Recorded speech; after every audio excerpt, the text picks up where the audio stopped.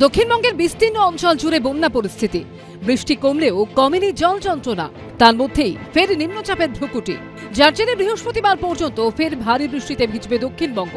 আবহাওয়া দফতরের পূর্বাভাস, বুধবার বজ্রবিদ্যুৎ সহ বৃষ্টির সম্ভাবনা রয়েছে দক্ষিণবঙ্গের সব জেলাতেই।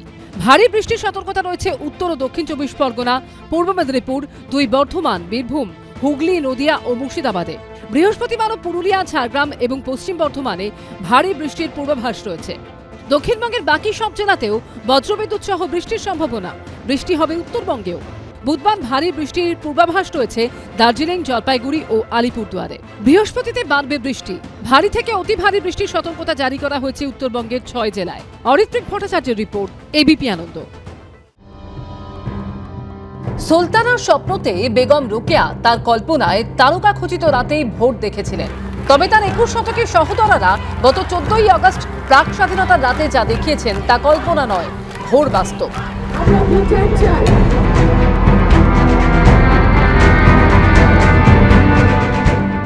রাত নামলে যে নারী অন্তঃপুরচারিণী, তারাই রাত দখলে নেমেছিলেন। শুরুটা সেদিন হলেও তারপর থেকে লাগাতার আন্দোলনে অগ্রণী ভূমিকা নিয়ে চলেছেন মহিলারা। এই ক্রোধ শোকের আবহেই বছর ঘুরে মা আসছেন ঘরে।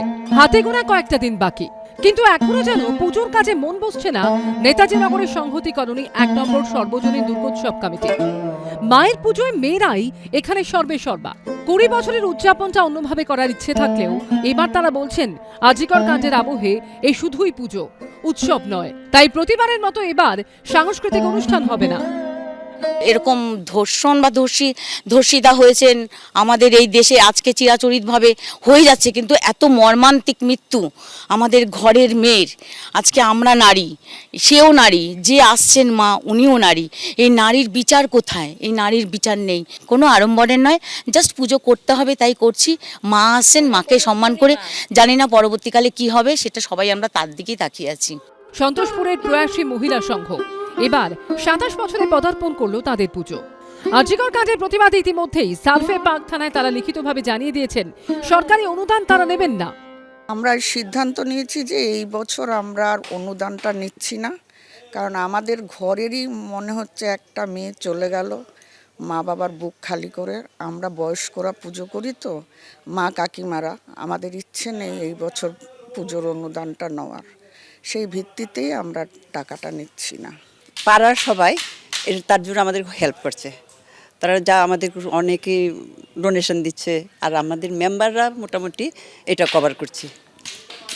বেশি করে একটু চাঁদা দিয়ে, আর কাটছাট করতে বলতে আমাদের অনেক ফাংশন হচ্ছে না, দশমীর খাওয়া দাওয়া হচ্ছে না, তারপর লাইটিং কিছু কম করে দিচ্ছি।